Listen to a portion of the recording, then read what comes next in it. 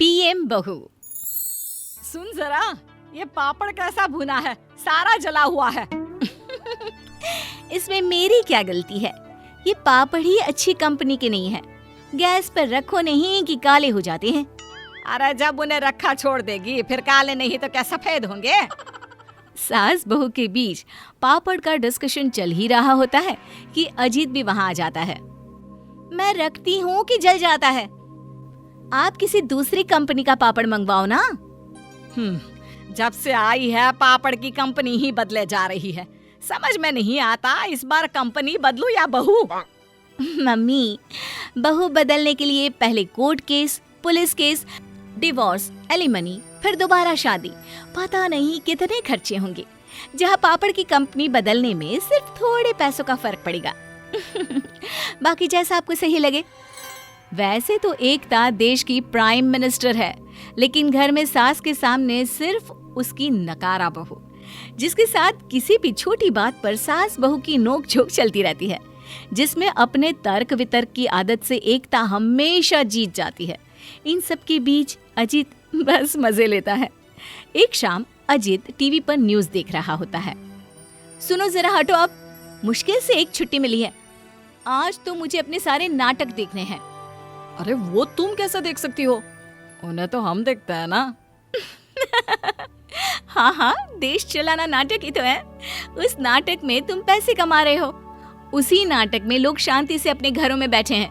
Prime minister बनना नाटक ही तो होता है। अरे रब्बा, ठीक है, एक टीवी देखने के लिए इतना लेक्चर देने की क्या जरूरत है?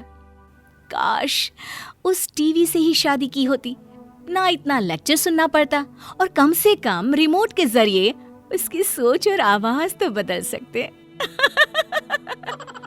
एकता की बातों से परेशान अजीत उसके सामने हाथ जोड़े खड़ा हो जाता है।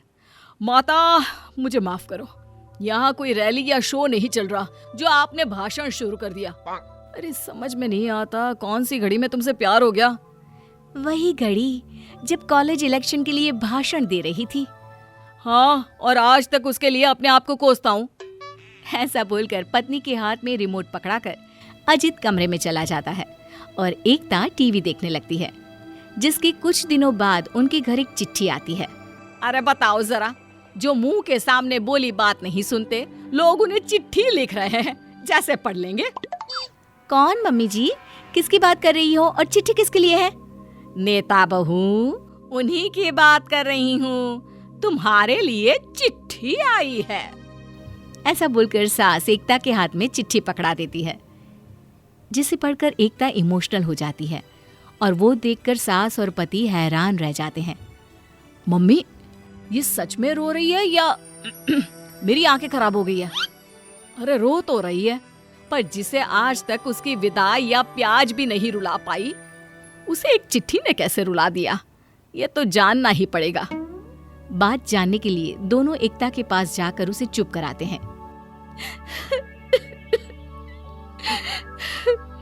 उन्होंने एक बार फिर हमें मार दिया। अरे किसे मार दिया? बॉर्डर अटैक, हमारे जवान। मेरा तो ऐसे खून खोलता है कि अभी उनका पूरा देश उड़ा दूं, पर कानून से बंधी हूँ। इस बात पर आंसू आना या खून खोलना तेरे अकेले के साथ नहीं होता बहू, लेकिन भूल मत, तू ही कानून है। नहीं मम्मी जी, ये सब इतना भी आसान नहीं। बहुत कुछ देखना और समझना पड़ता है। जो भी हो, मुझे बस इतना पता है कि उन्होंने ये जो किया है उसका हिसाब तुम जरूर लोगी। पति की बातों से मोटिवेट होकर एकता तुरंत इमरजेंसी मीटिंग बुलाती है, जो सुबह से शाम तक चलती है, और बहुत सोच विचार करने के बाद सब सदस्य मिलकर फैसला लेते हैं। तो फिर मैं इस पर काम करना शुरू करता हूँ।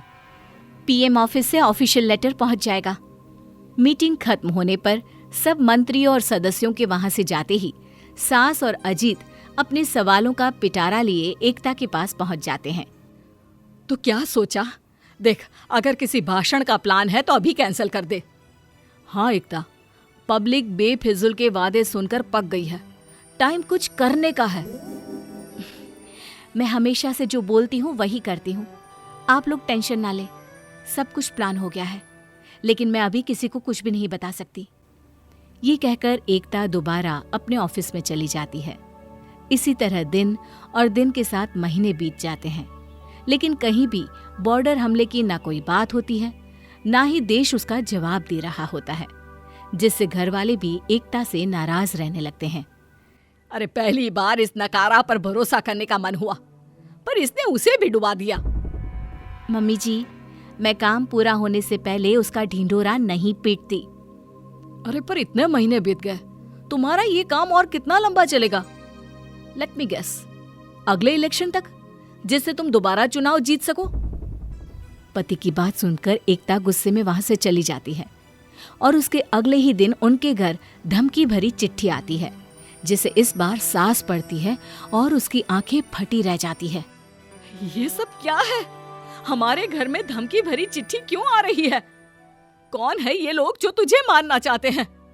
मम्मी, क्या लिखा है उसमें? सास चिट्ठी पढ़ना शुरू करती है।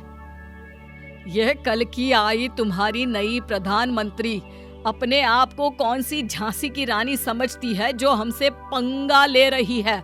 अगर दोबारा हमारी तरफ आंख भी उठाकर देखा तो तुम्हारे पूरे देश को अंधा कर देंगे। चिट्ठी की बातें सुन अजीत गुस्से से लाल हो जाता है। इन आतंकवादियों की इतनी हिम्मत! पहले अटैक और अब सीधा प्रधानमंत्री को धमकी भरा खत। एकता, अगर यहाँ पे ये सब हो सकता है तो क्या आम जनता सुरक्षित है? एकता अजीत के सवालों का कोई जवाब दिए बिना बस चुपचाप खड़ी रहती है। अरे वैसे तो तेरी बकबक बंद नहीं होती, और जब बोलना है तो भूत बनी खड़ी है। अब बोलती क्यों नहीं? कुछ देर तक घर वालों के लाख तरह के सवाल सुन आखिर में एकता के सब्र का बांध टूट जाता है और वो उन्हें सच्चाई बताना शुरू करती है। बॉर्डर पर हुए अटैक के बाद हमने एक सीक्रेट मिशन शुरू कर उनके कैंप में अपने लोग भेजे, जिन्होंने हमें उनके सब सीक्रेट्स और अगले हमलों के प्लान बता दिए, जिससे अब हम उन हमलों को रोकने और आतंकवादियों के आधे से ज्यादा लोगों को कैद करने में कामयाब हो गए। ये धमकी उसी का असर है।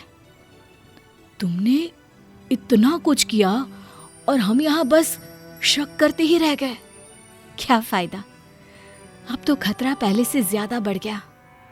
भूलो मत, तांडव तभी होता है जब अन्य हद से ज्यादा बढ़ते हैं। और अब उन आतंकवादियों को ये बताने का समय आ गया है कि तांडव सिर्फ शिव नहीं, दुर्गा भी करती है। पति और सास की बातें सुन एकता की हिम्मत बढ़ जाती है और वो एक बार फिर आपातकालीन मीटिंग बुला उन्हें अपने दुश्मनों का नामो निशान दुनिया से मिटाने का प्लान बताती है।